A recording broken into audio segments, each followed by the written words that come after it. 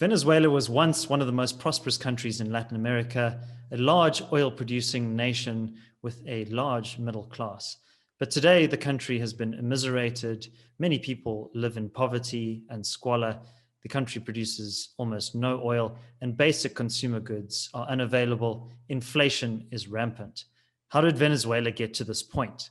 Well, joining me to discuss this is Andrés Guevara, who is a lawyer and journalist based in Caracas, Venezuela. Andreas, welcome to the CRA channel. Could you tell our viewers what the current situation is in Venezuela today and how the country got to this point? Going directly to your question, I will say that the main problem that we're facing as a country is that we have a total lack of liberties.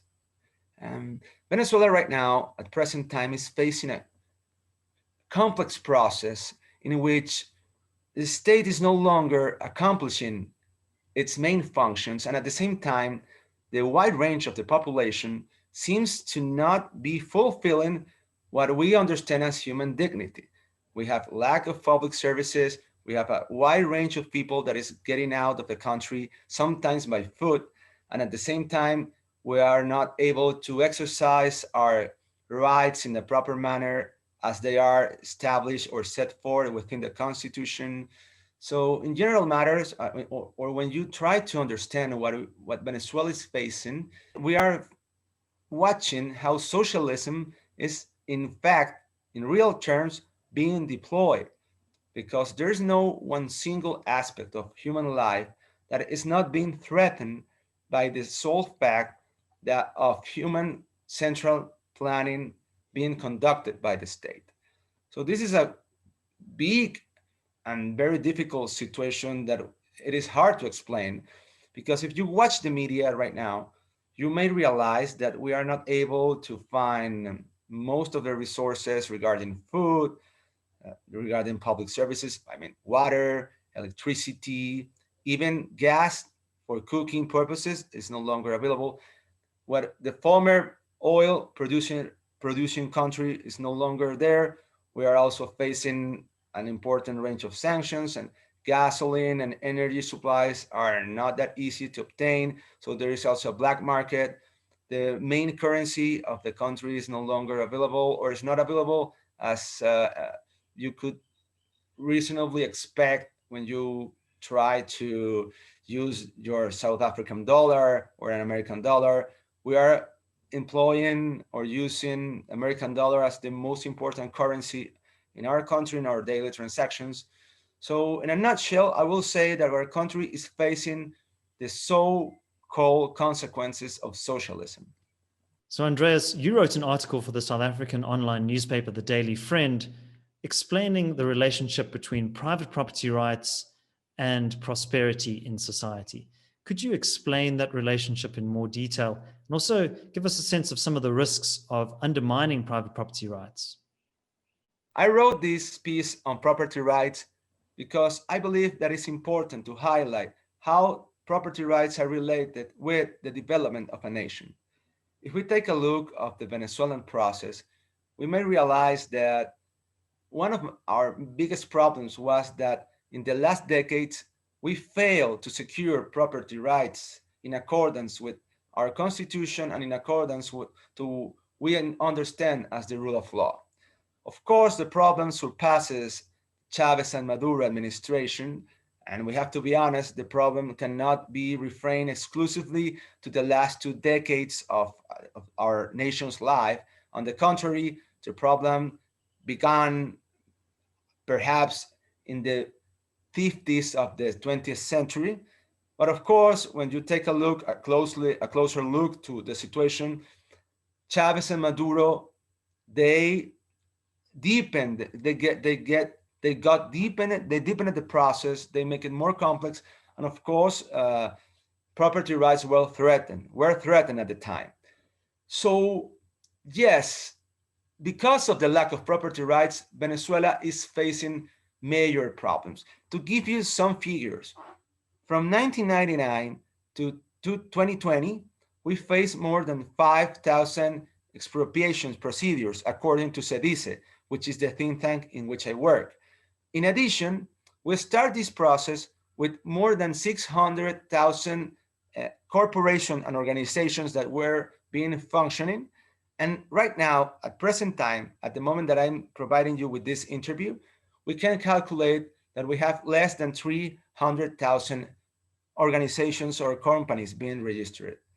So when you have half the corporations there, when you have more than almost 500,000, 5,000 expropriation procedures, you can realize that you are not longer living in a prosperous country, that you're no longer being able to produce wealth, that you're not productive, that there are no formal ways to create jobs, to produce goods and services, so you can no longer be prosperous. So when you took a look around and think about why you are poor, why your country is facing poverty, why people is flowing away, well, you may find the answer on the fact that they are no longer property rights, or if they are related to the people that is close to government. And this is very complex because you are talking about chronic capitalism. So, Andreas, that has been a very detailed explanation of why property rights are important and the dangers of undermining property rights. But in South Africa, there are currently proposals before Parliament to change the constitution to allow for expropriation without compensation. What advice do you have to countries that are looking to undermine property rights? What are some of the risks attached to that process, and especially drawing on the lessons that Venezuela has experienced? David, that's a very good question. In fact, I'm happy that you made it, because if I could tell something to my South African friends and to the people that are facing this kind of threats, it is that this is not the path that you should follow.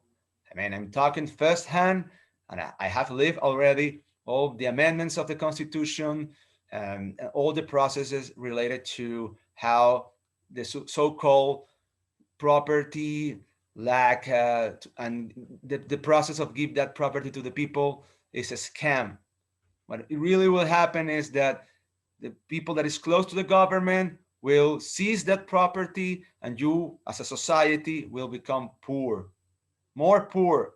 You will face a scarcity, you will face major exodus, and of course what you take now for granted will no longer be available. So it is important to understand that it all begins with a very good and friendly speech of justice that is really heart catching, because we all want justice, we all want, opportunities, but societies are not built that way.